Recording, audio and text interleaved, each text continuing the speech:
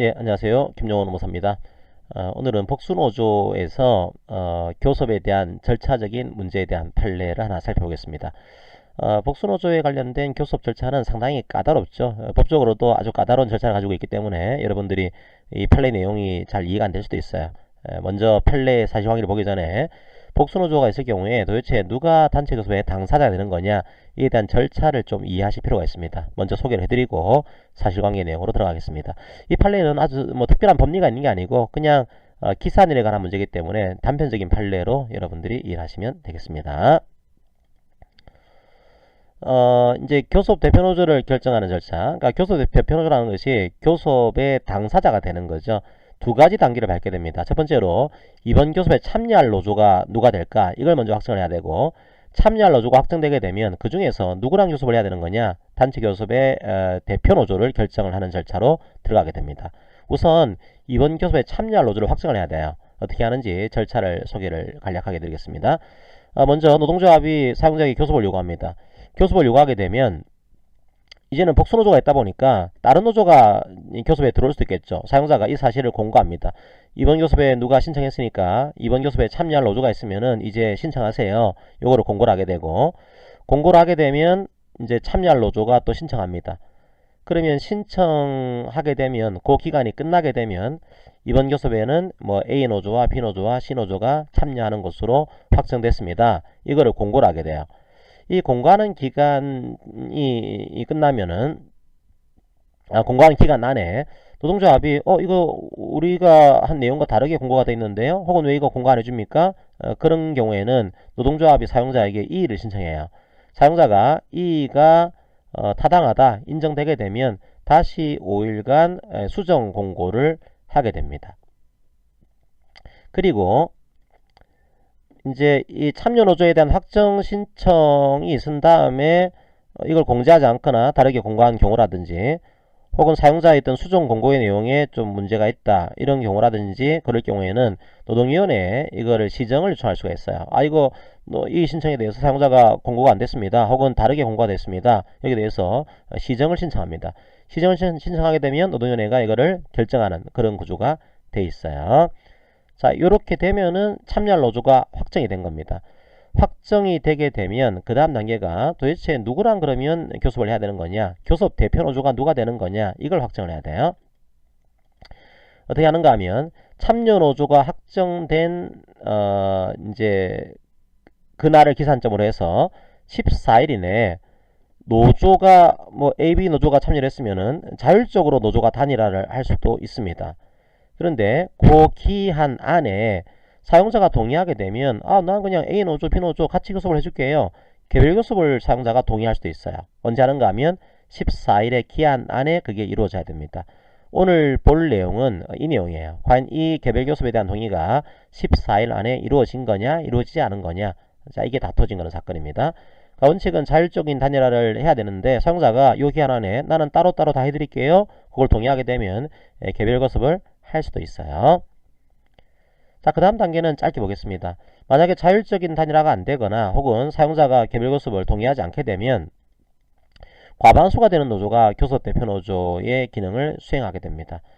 과반수가 되는 노동조합도 없으면은 노동조합이 공동 교섭 대표단을 자율적으로 결정하는 단계를 밟아서, 자, 만약에 자율적으로 공동 교섭 대표단이 결정이 안 되게 되면 노동위원회에 가서 이걸 신청하게 되면 노동위원회가 공동교섭대표단을 결정하는 그런 단계를 밟게 됩니다.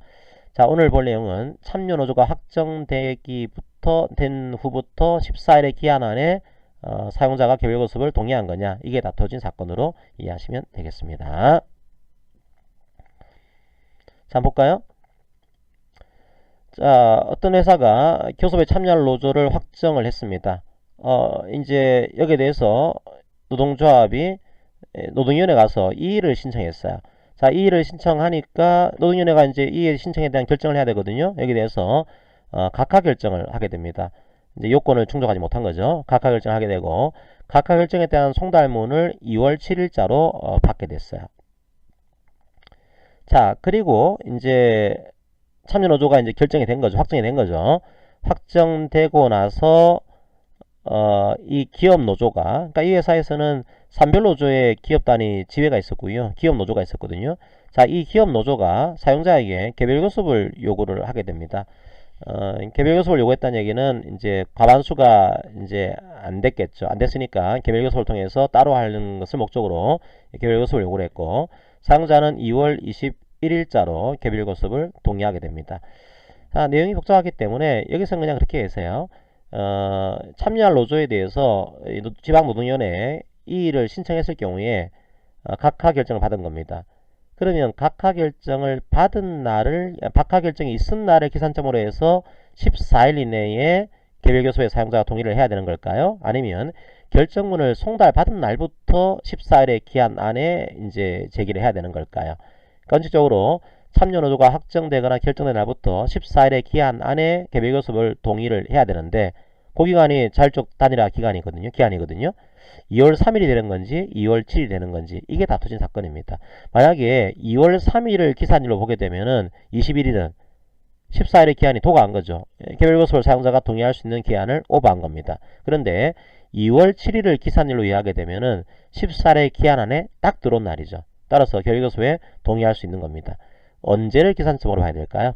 예, 우리 판례는 요날 2월 3일이 아니고 2월 7일자가 기산일이 된다. 요 기산일 송달받은 날부터 14일 이내에 개별교섭을 동의하게 되면 동의로 인정해 주겠습니다. 이게 우리 판례의 시각이었습니다. 자, 한번 볼까요? 다른 뭐 아주 법리적으로 복잡한 그런 구조는 아니기 때문에 다른 내용은 생략을 하고요.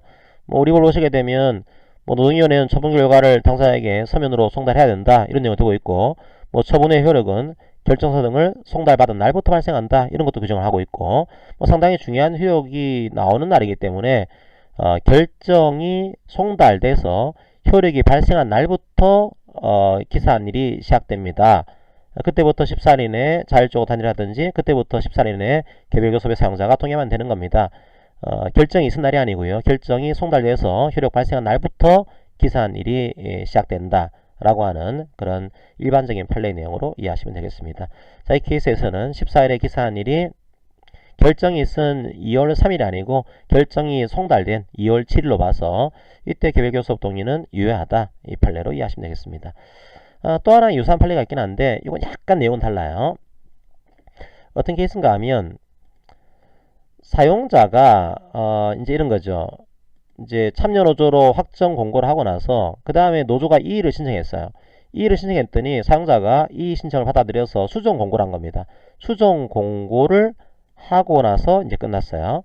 그러면 14일의 기한 안에 자율적 단일하든지 14일의 기한 안에 이제 개별교섭에 동의하든지 이게 돼야 되는데, 참여노조로 확정된 날이 언제를 얘기하는 거냐, 이건 노동위원회에 이의를 신청한 게 아니고 사용자가 수정 공고를 한 겁니다. 잘못됐으니까.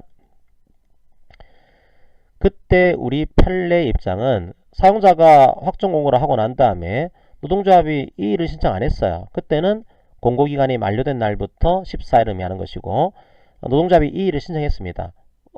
이제 그리고 노동위원회에 간 구조는 아니었어요. 그때는 사용자가 수정 공고를 했으면은 수정 공고 기간이 만료된 날부터 14일을 의미한다. 자, 이런 식으로 해서 개별교섭이나 자율적 단일화를 위한 기사안일이 언제인지에 대한 판례들이 최근에 조금씩 나오고 있는 겁니다.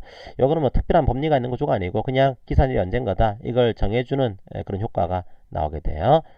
자, 오늘 판례는 이제 이 두 가지의 사실관계를 통해서 살펴봤습니다. 예, 수고하셨습니다. 마치겠습니다.